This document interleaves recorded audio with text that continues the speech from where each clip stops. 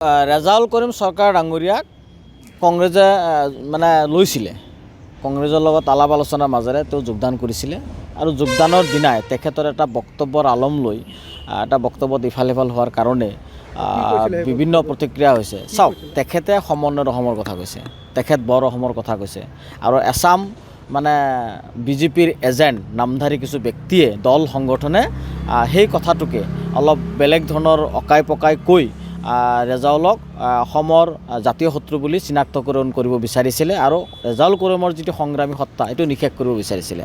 আৰু মই যিহেতু ৰেজাউল কৰিম চৰকাৰ ডাঙৰীয়াক একেলগে সংগঠন কৰিছোঁ, প্ৰায় 20 বছৰ একেলগে সংগঠন কৰিলোঁ, তেখেতক জানিলোঁ, চিনিলোঁ, বুজিলোঁ। আমি তেনেকুৱা কোনো দেখা নাই যে হিমন্ত বিশ্ব শৰ্মাৰ এজেণ্ট।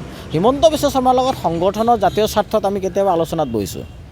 আমাৰ বহু সমস্যা আছে, সমস্যাবিলাক সমাধান কৰিব লাগিব। তেখেত যিহেতু অসমৰ মুখ্যমন্ত্ৰী, কিন্তু বিজেপিৰ শ্ৰুতলিপি মতে আজি দেৱব্ৰত শইকীয়াই বিৰোধী দলৰ নেতা এজন বিধায়ক এনেকুৱা কাণ্ড জ্ঞানহীন মানে মন্তব্য দিব পাৰে বুলি আমি কল্পনা কৰা নাছিলোঁ। আৰু তেখেতৰ মন্তব্য সম্পূৰ্ণ হিমন্ত বিশ্ব শৰ্মা তথা বিজেপিৰ শ্ৰুতলিপি মতে কোৱা যেন আমাৰ অনুভৱ হৈছে। কাৰণ দেৱব্ৰত শইকীয়াৰ এগেইনষ্টত ইয়াৰ আগতে অভিযোগ উত্থাপন হৈছিলে আৰু তেখেতে নিজে মুখে কৈছে যে মোৰ মাকৰ কাৰণেহে মই বিজেপি যোগদান কৰা নাই, মোৰ মাকে কংগ্ৰেছত থাকিব দিছে। গতিকে ৰাজনৈতিক দলৰ নেতাসকলৰ বক্তব্যৰ ঠাঁচবিলাক আমি গম পাওঁ তেওঁলোকে কি ক'ব বিচাৰিছে। গতিকে হিমন্ত বিশ্ব শৰ্মাৰ শ্ৰুতলিপিৰ মতে যিহেতু দেৱব্ৰত শইকীয়াই আমছুৰ প্ৰাক্তন সভাপতি বা বিদায়ী সভাপতিক যি ধৰণৰ অপমানসূচক মন্তব্য কৰিলে, যি অসন্মান কৰিলে, আমি তাক ধিক্কাৰ জনাইছোঁ, গৰিহণা দিছোঁ, সকীয়াই দিছোঁ আৰু দেৱব্ৰত শইকীয়াক ক'ব বিচাৰিছোঁ আপুনি ক্ষমা খোজক। আপুনি যদি ক্ষমা নোখোজে সংখ্যালঘু অঞ্চলবিলাকত আপোনাক প্ৰৱেশ নিষিদ্ধ কৰা হ'ব। একেলগে প্ৰদ্যুৎ বৰদলৈ ডাঙৰীয়া সাংসদ, সংখ্যালঘুৰ ভোটেৰে নিৰ্বাচিত হোৱা এজন সাংসদ, তেওঁ এবাৰ নহয় দুবাৰ হ'ল, কিন্তু সংখ্যালঘু জনগণৰ প্ৰতিনিধিত্ব চিনি নাপালে। আমছুৰ সংগ্ৰামী নেতা ৰেজাউল কৰিম চৰকাৰক চিনি নাপায়, নাজানে।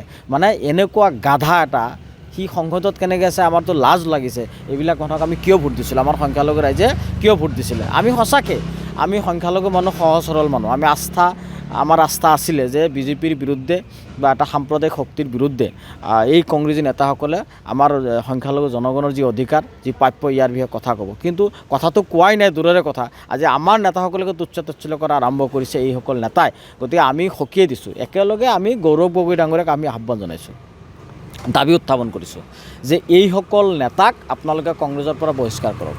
আচলতে এই যে গৌৰৱ গগৈ ডাঙৰীয়াৰ লগে ভাগে থকা যিসমূহ কংগ্ৰেছী, ছদ্মবেশী কংগ্ৰেছী, বিজেপিৰ শ্ৰুতলিপিৰ মতে কাম কৰা, বিজেপিৰ এজেণ্ট হিচাপে কাম কৰা সকলক আপোনালোকে দলৰ পৰা উলিয়াই দিয়ক। আৰু তেতিয়াহে আপোনালোকৰ দলটো ভালকৈ আপোনালোকে চলাব পাৰিব আৰু হয়তো ক্ষমতাত আহিব পাৰিব। কিন্তু যি ধৰণৰ নেতাসকলক লৈ আপুনি আগুৱাব বিচাৰিছে, এই নেতাসকলতো নিজে নিশেষ হ'বই, আপোনাকো ডুবাব।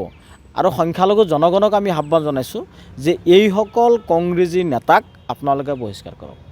এইসকল ভোটৰ জৰিয়তে আপোনালোকে এওঁলোকক নৎসাত কৰক। আজি বহুত দেখিছোঁ সংখ্যালঘু নেতাও বহুত নিমাতী কইনাৰ দৰে থাকে, বহু সংখ্যালঘু নেতা বৃদ্ধ হৈ গৈছে, ৰাজনীতি কৰাৰ বয়সে নাই তেওঁলোকৰ। সেইবিলাকো আমাৰ জনগোষ্ঠী হৈ বিভিন্ন কাৰণত তেওঁলোকে ভোটৰ দ্বাৰা নিৰ্বাচিত হয়।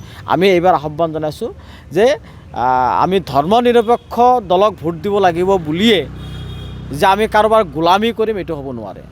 আমি কাৰো গোলাম নহয়, আমছু কাৰো গোলাম নহয়, সংখ্যালঘু ৰাইজ কাৰো গোলাম নহয়। গতিকে আমি স্পষ্টভাৱে সকলো দল, সংগঠন, প্ৰতিনিধিক আমি আহ্বান জনাইছোঁ যে আমি এইবেলি এটা বিকল্প নতুনৰ সন্ধানত আমি চিন্তা চৰ্চা কৰিব লাগিব। আৰু ৰেজাউল কৰিম চৰকাৰ ডাঙৰীয়া য'ত থাকিব, আমি ৰেজাউল কৰিম চৰকাৰ ডাঙৰীয়াৰ লগত আছোঁ। খালি ৰেজাউল কৰিম চৰকাৰ ডাঙৰীয়াক আমি আহ্বান জনাম যে আপুনি কোনো সাম্প্ৰদায়িক ৰাজনীতিত যোগদান নকৰিব। আপুনি যদি মই যদি পৰামৰ্শ দিব লাগে তেতিয়াহ'লে মই ক'ম যে আপুনি নিৰপেক্ষভাৱে ইণ্ডিপেণ্ডেণ্ট যদি ইলেকশ্যন খেলিব মন আছে ইলেকশ্যন খেলক। আৰু মই ভাবোঁ যে ইলেকশ্যন খেলিবই নালাগে, এই ধৰণৰ লেতেৰা ৰাজনীতিত আপুনি যাবই নালাগে। সংগ্ৰামী সত্তা জীয়াই ৰাখক। আমি একেলগে জাতীয় সংগঠনৰ স্বাৰ্থত, আমি জাতিৰ কাৰণে আমি কাম কৰোঁ আৰু মই এইটোৱে ভাবোঁ আৰু